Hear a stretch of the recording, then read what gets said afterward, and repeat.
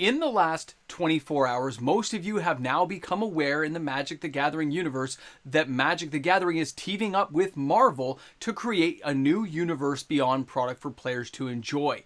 In today's video, though, we're going to discuss how this is even a possibility. Why would Marvel consider teaming up with Magic the Gathering, and what your expectations for the product lineup should be.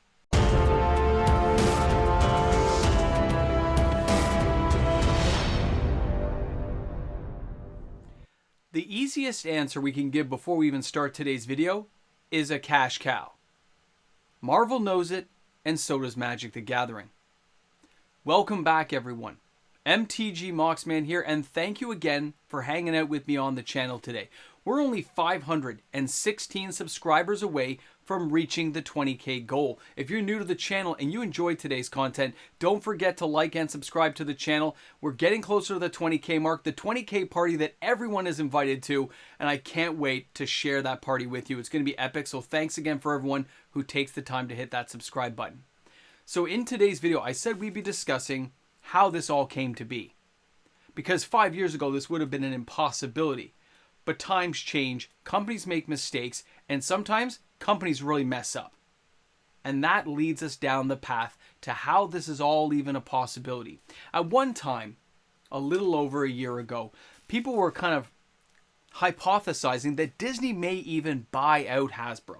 If the prices kept going down, Hasbro was going to be considered a buyout target, a hostile takeover that would benefit a company like Disney because it would give them the toy distribution they needed, manufacturing facilities, all a built-in infrastructure. But it never came to pass. Eventually, Hasbro's stock went back up and, things kind of evened out over the last year to the point where nobody seriously considers that a possibility.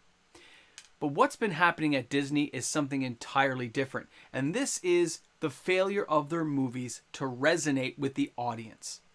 Now, there's a lot of reasons why this stuff is happening. I'm going to tell you only from my opinion how I see things going down and why things are the way they are. And you can argue or not in the comments section. It's irrelevant to me because I still believe this is what's happened. Disney tried to branch out to new audiences to reach new people. They went to IPs and said, hey, we got these great Marvel characters. What amazing stars can we put in there? We're wrapping up contracts from all the guys like, all the guys from the original Avengers. Chris Evans is done. Chris Hemsworth might go on. Guardians of the Galaxy is going to be wrapping up. Like, they had a lot of these original series coming down. Iron Man, Robert Downey Jr., right? I am Iron Man. This stuff was all wrapping down. And, Marvel had to take it in a new direction. They thought they had to change things up. Instead of going with the tried and true, they tried all kind of crazy stuff, and none of it panned out. I can't tell you the last time, and forget COVID, it's irrelevant. I can't tell you the last time, other than Infinity War, that I really enjoyed a Marvel movie, other than Guardians of the Galaxy 3. Yes, I've watched all the Marvel movies, maybe Into the Spider-Verse, the cartoon one, the second one. That was pretty good too. But even that was a little lackluster for me. Very gimmicky, very funny. But they didn't hit home the same way that you would expect them to. Okay? This kind of run-of-the-mill, almost like they're running out of ideas. Instead of taking a story from one of the comic books and bringing it to life and doing like a little standalone movie with some new characters, they're trying to reinvent the wheel, it feels like, by forcing characters down the audience's throat. And that didn't play well. Now, if you do that movie after movie, $100 million, $200 million, $300 million, budgets that just keep getting sunk in, and the movies just don't pan out. And it's not just Marvel films. A lot of Disney stuff has not hit home the way they hoped it would. It has failed to resonate with audiences en masse, and not just the movies. That's the funny thing. Movies are, of course, an arm of Disney, but you've also got to realize they make a lot of money from toy sales. In some cases, shows are invented to support toy sales, and as we know, Hasbro is a toy maker, but Disney needs to sell those toys to keep a cash flow going, to keep the shows going. It's like a big revolving wheel. And when they start to fall apart, when kids get into more video game style stuff, when they don't pick up toys anymore past like age 9 and 10, they all age out, where toys used to go to age 13. I remember kids playing when they were 13, 14, still having He-Man figures back in the early 80s. Now none of that stuff happens. We got different entertainment forms. All of this failure to evolve, failure to resonate with your audience, has caused Disney to lose a lot of money, a lot of market share, and a lot of downturn. They had arguments down there, I think in Florida, over the tax stuff as well. Like, they're just getting hammered on all sides. So they need money. They need cash flow. So what do you do when an IP is flagging? And this counts for Hasbro too, by the way. We'll get there. Stick with this. I know. When you look at Disney and they've failed to get a certain return on their investment, they need to fix the leaking holes in the boat before they get too big.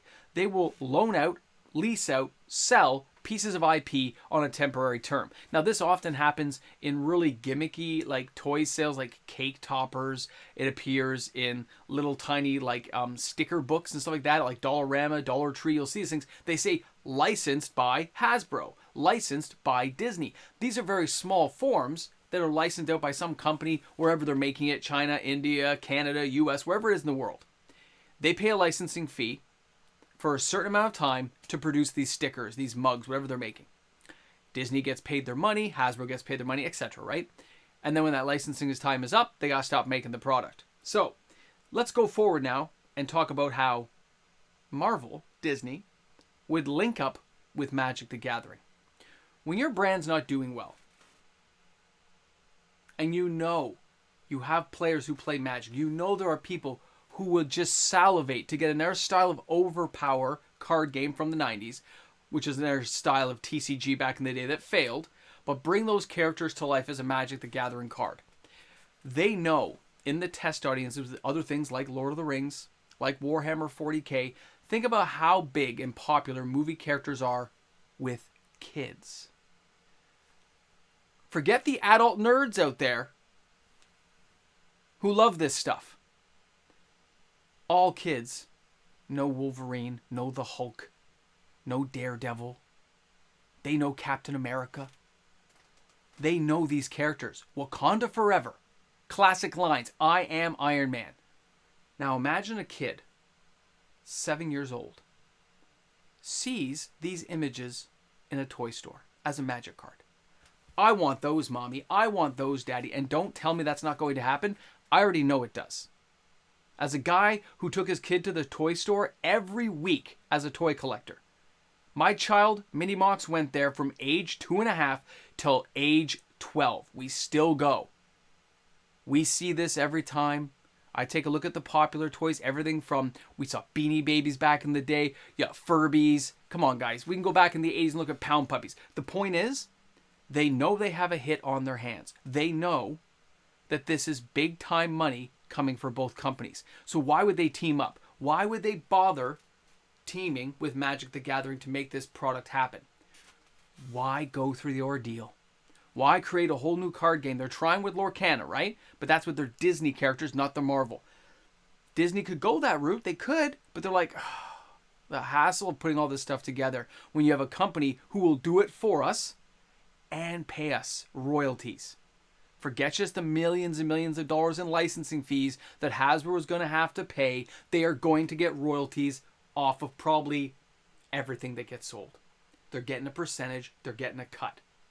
This feeds Disney's pocketbook. This feeds Hasbro's pocketbook. It is a win-win for both. Even if it's a weaker hand for Hasbro, it puts their foot in the door for the potential continuation of a series like this.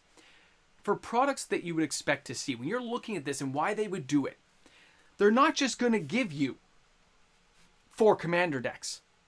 I will expect this to be just like Lord of the Rings. I will expect set boxes, collector boxes, booster boxes. There'll be a variety of products at a variety of price points. Some to hit the younger crowd, like starter decks, right? Little kind of intro decks for the kiddies. They're like $30 and have like weak superheroes, but you know, lower versions of Magic cards. All the way up to the super ultra confetti triple foiled Rolls Royce edition of Juggernaut, of Deadpool, Wolverine. Guys, think about how this will play. Think about how big this is going to be. It doesn't matter if you like it. It doesn't matter if you agree with it. That is irrelevant. Irrelevant to a child. To a child who sees these images and the idea that their dads or their dad's friends or friends of friends play with these cards or have seen them, or they do, heaven forbid, an actual mainstream commercial on a kid's show somewhere on YouTube or on a movie theater screen or wherever else they decide to market this, to me, this is cashing in like no other. It's like when you see those kids commercials that talk about, oh, my dad's got to buy me new clothes. I don't want to get bad clothes, Dad. You should help me buy clothes on Amazon. It was a commercial this summer. When you do stuff like that and put the buying power in the kids' hands, parents are helpless. Yeah, there's a few strong-willed ones, but for the most part, helpless. Nothing they can do. Seen it a million times. Now, Marvel's going to get a lot of money. And they're going to keep getting money from the royalties as long as it's in production. Hasbro gets paid and gets an extra boost to their bottom line. Either way. Doesn't cost them that much to produce the cards. They'll have some artwork. And when you do artwork like this, by the way, there'll be certain like things you have to meet from Marvel Studios, like the guys who draw the comics and stuff and all those things. They'll have certain ways images have to look. Okay, there's critiques that happen. I've seen it in cartoons when I went to Nelvana Studios, where they were doing like Arthur, the TV show. You couldn't produce a certain image a certain way. It had to be certain geometric sizes and stuff. It's really interesting. But that would happen again, even for these images. Now, when you're talking about what to expect, and we're talking about this and what you should expect from the product line that they're going to give you, I would expect the commander decks, absolutely. And they'll have different commanders, probably based on different superhero themes or motifs. Character-wise, there's a lot they can do, guys. Come on. Everything under the sun. Can you imagine Wolverine? He regenerates, right? But they don't like regeneration. They give Wolverine, he's not a super, like, he's not like a class 100 kind of thing like the Juggernaut, but he's indestructible. You make him a 2/2 indestructible and make him, I don't know, a black and a white. I'm just giving colors out. I don't know. You can give guys like Doctor Strange. You could give the Scarlet Witch as an actual witch. And when she comes into play, she unsummons a permanent because she can move things with her mind. They have a lot of canvas to work with. Juggernaut, he's got the gem of Cantioch, right? Whatever it is. So he can go in there and be an 8/8 because he's basically unstoppable, right? Hopefully they don't mess this up like the Tarsarak. You can give him an 8/8 indestructible. Okay, he's not the fastest, not the quickest, doesn't need trample, doesn't need haste, needs a reasonable casting cost, and he's got to be indestructible. Okay, you can give somebody like Doctor Strange, as long as he's in play, you can't lose the game because he keeps resetting time, right? Every time you lose the game, put Doctor Strange back into your hand and you're at 1 life. Just picture the crazy combinations of crazy stuff they could do. I'm not saying they're going to do this, but it would make perfect sense with the characters they have available. And there are, like, I don't know what, I have some of the Marvel things from A to Z, Marvel encyclopedias. There are literally hundreds and hundreds and hundreds of characters. They have a lot to work with. It doesn't all have to be done in one shot. They could spread this out over a number of years in different phases, like Marvel phases, right? The Avengers, the Infinity War. They can do whatever they want based on what Marvel has told them to do, because Marvel's not going to be dumb, guys. They're going to line this up with new Marvel movies coming in the future, down the road, to help cross promote the items, because they're going to be smart about it. You're playing with Disney and Marvel now. They know what they're doing. Hasbro knows how to promote their stuff. Guys, this is going to be a big team up. Now, price-wise, it is going to be ridiculous. Before we end off the video, let's recognize this is going to be extremely expensive items. Because they're paying so much for the IP, Wizards they're going to have to charge a jacked up price. Expect something similar to what we've seen for Lord of the Rings. I don't say, and I'm not going to say, it is going to be as well put together, as cohesive as it was for Lord of the Rings. Tolkien Kingdom there does a pretty good job on their stuff. All the games I've ever played based on Lord of the Rings, from Risk to Hex Combat, they were very well put together. Marvel does not have that perfect past. Everything from overpower to collectible cards. They've tried a lot of stuff in the past that hasn't all worked out. So I would expect a little bit of a rocky road in their need to get money. I've seen these things licensed everywhere, from little cheesy cake toppers to stickers to fake toys that still say licensed by Hasbro, just loaning their names out. We've seen their stuff put on Hot Pockets and stuff for Magic cards. This pair up in terms of the cohesiveness of their products is probably not the best. But if they put their minds together, get the ideas down on paper, you're going to pay a lot because of what you are going to get. Not the best, but the expectations will be high from the players. I guarantee it. Any Marvel fan, any guy who's a big Marvel DC guy is going to be like, oh, I can't wait to see Deadpool. I can't wait to see Wolverine. I want to see the Hulk. I want to see Drax the Destroyer. I want to see Captain Marvel. Whoever your favorite character is. Iron Man. It's going to be epic. It's going to be fun. And they're going to mess up a lot of these characters, and somebody's going to be unhappy. irrelevant. Kids are going to buy it. It's going to be a smash hit. Can't stop it. Can't stop that hype train. It's going to plow through the barriers like it's nothing. The negativity that may be there as an illusionary wall, it's not going to exist in this product. I never thought this would happen because I assumed Marvel wouldn't allow it to happen. But times change. Money gets lost. They got to make it up somewhere in the short term, which means the next 5 years. They got to find ways of generating more revenue to shore up the losing costs of things like Blue Beetle and that, guys. They got to fix this. It takes time, and things don't right themselves right away. This is a short-term measure that they realize could swing into something potentially cross-promotional and huge generation of cash for both companies. Either way, fun to see. Can't wait to see your comments in the comment section. I know you've probably seen videos like this all over the internet. I hope I took a different take on it that you guys can appreciate. Hope you enjoyed stopping by the channel today. Looking forward to reading your comments in the comment section. Don't forget, guys, shop smart, shop S-Mart, and always bring a friend to Magic. Boomstick Edition. Give me an Army of Darkness set, and it's going to be awesome. And of course, a big shout out and thank you to the fantastic patrons of my channel. Those supporters each and every day allow for daily uploaded content. Can't thank them enough for supporting my channel every day. Looking forward to seeing you guys this weekend for the giveaway. Have a great day. It's lost their minds.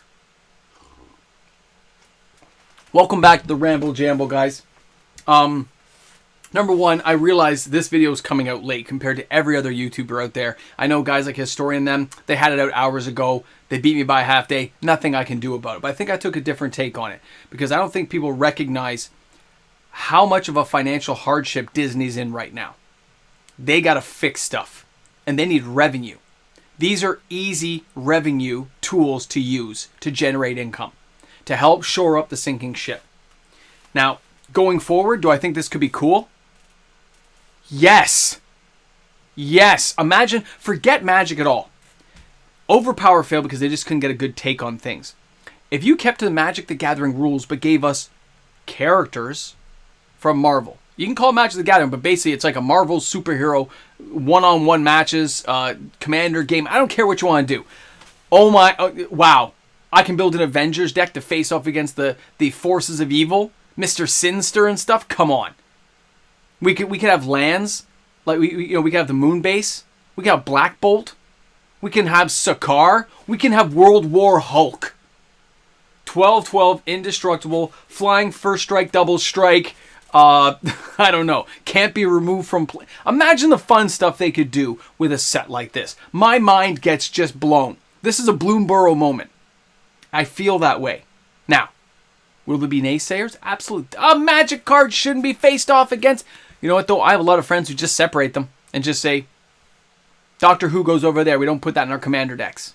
Warhammer goes over there. Oh, Lord of the Rings, it stays over there.